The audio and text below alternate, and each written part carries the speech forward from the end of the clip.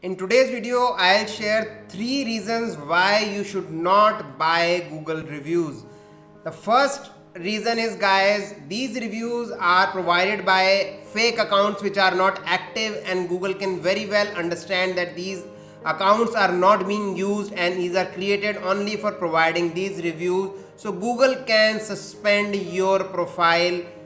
Second reason is, guys, if you buy reviews, then there are a lot of chances that these reviews will be removed by Google, and not only these reviews, your genuine reviews will also be removed by Google, because Google can again understand the authentic reviews and the fake reviews very well, better than you and me.